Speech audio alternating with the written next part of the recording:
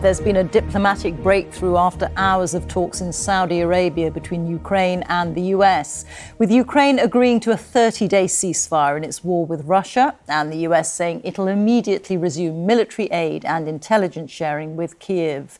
The announcement prompted Donald Trump to invite President Zelensky back to the White House less than 2 weeks after he gave him a very public dressing down. This evening, President Trump, speaking in Washington, said that hopefully President Putin will also agree to the ceasefire, but there's been no direct response yet from Russia. Our first report tonight is from Tom Bateman in the capital of Saudi Arabia, Jeddah. The talks lasted into the night and ended with a ceasefire proposal far broader than anyone expected, demanded by the Americans and accepted by the Ukrainians. But agreeing a truce plan with only one side won't stop a war. Today we made an offer that the Ukrainians have accepted, which is to enter into a ceasefire and into immediate negotiations to end this conflict in a way that's enduring and sustainable and accounts for their interests, their security, their ability to prosper as a nation. And hopefully we'll take this offer now to the Russians. And we hope that they'll say yes to peace. The ball is now in their court. The Americans said they came to see whether Ukraine was committed to President Trump's plan for peace. His top diplomat was trying to change the tone of the last 2 weeks. Mr. Rubio, your expectation for the meeting today? It'll be good, he says, giving me a thumbs up. The Ukrainians gathered, badly needing an end to Mr. Trump's freeze on military support, a move the US said was meant to compel them to the table. And so they came with only the warmest of words. And we're very open, and we want to have very constructive, deep, partners conversation with our American partners. And then a glimpse of the highest level meeting since ties between these once inseparable friends descended into acrimony. And the moment to see if a broken alliance could be fixed. Tonight, Mr. Zelensky said he welcomed the US truce plan. The American side understands our arguments, perceives our proposals, and I want to thank President Trump for the constructive conversation between our teams. No, in this entire meeting, have you said thank you? That's a thank you the Trump team had angrily demanded in the Oval Office, even though the Ukrainian leader has expressed thanks to the US dozens of times. But the reprieve for this relationship is critical to his country. He was in Saudi Arabia, but not at the talks, in which the US has announced it will immediately reinstate its weapons supply and intelligence sharing with Ukraine. Ukraine, ceasefire. Ukraine, ceasefire. Just agreed to a little while ago. Now we have to go to Russia and hopefully President Putin will agree to that also, and we can get this show on the road. The talks at this table lasted more than 8 hours. This is where they arrived at the proposal for an immediate ceasefire. But many in Europe have been deeply concerned about that, about the idea of moving to a quick truce without first negotiating the mechanism to enforce it. The talks here have grabbed the focus even as the 3-year war they seek to end intensifies. Mr. Trump's officials will take his plan next to Moscow. A president who wants an immediate ceasefire, but on whose terms? Tom Bateman, BBC News, Jeddah. Let's go straight to Kyiv and to our correspondent James Waterhouse. And James, what does this agreement mean for Ukraine? Well, it means, Rita, that Ukraine can draw a welcome line to separate itself from a pretty torrid couple of weeks with its American allies. It means that American aid is unlocked once more.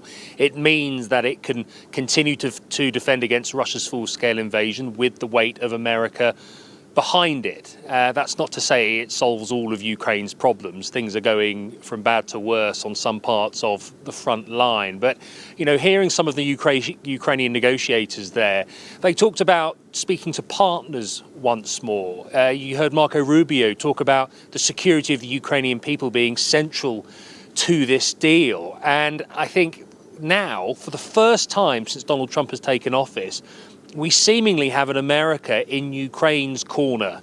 It may well be in Russia's corner as well, but it's in Ukraine's corner as it tries to present this ceasefire proposal to Moscow. And this is the big if, the big but. What will happen when Vladimir Putin is presented with this idea? Will he go for it? If he doesn't, this ceasefire proposal falls down. But crucially, with America seemingly aligning with Kyiv for the first time, for the Ukraine, that is something. James, thank you. James Waterhouse reporting there. Well, President Trump says that he's likely to speak to President Putin this week. And Russia's foreign ministry said tonight that they didn't rule out contact with US representatives. But just hours before the talks in Jeddah took place, Russia was dealing with Ukraine's largest drone attack, including on Moscow, since the beginning of the war. 3 people were killed and 20 injured, including a child. Here's Steve Rosenberg. Just hours before Ukraine backed a ceasefire, it launched a massive drone attack on Russia, the largest the Moscow region had ever seen. And it left a trail of destruction. There were dead and wounded, and homes shredded. Russia has been pounding Ukraine constantly.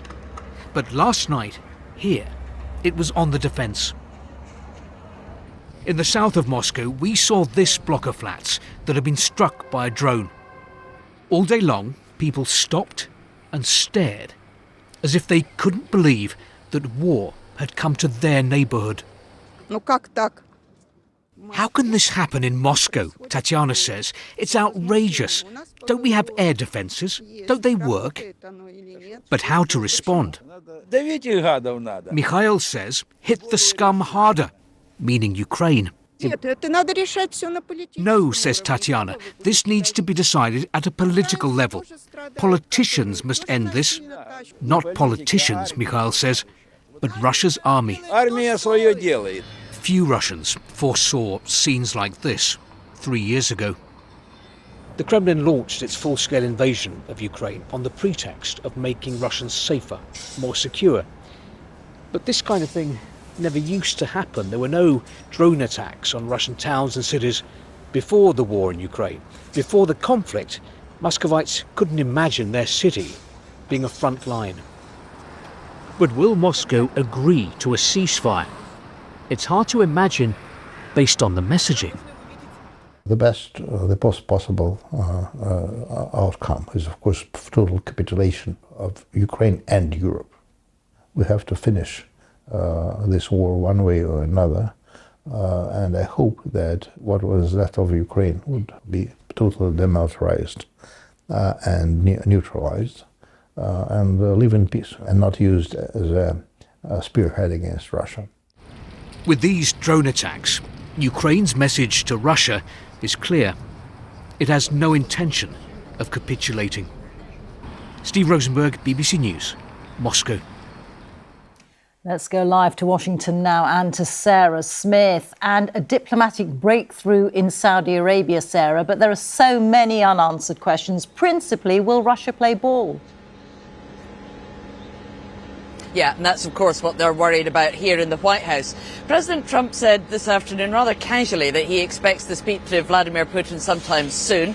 And as he put it, it takes 2 to tango, but he hopes to get these ceasefire proposals solidified soon. Now, Donald Trump has set quite a lot of store by this. He has repeatedly said that he is convinced that Russia, that Vladimir Putin, are really serious about a ceasefire and a peace deal. And in many ways, he suspected it was Volodymyr Zelensky and Ukraine who were less serious. That's what that spat in the Oval Office was largely about 10 or 11 days ago. Well, now that Ukraine have put this ceasefire proposal on the table, it is up to Russia whether or not they will agree with it.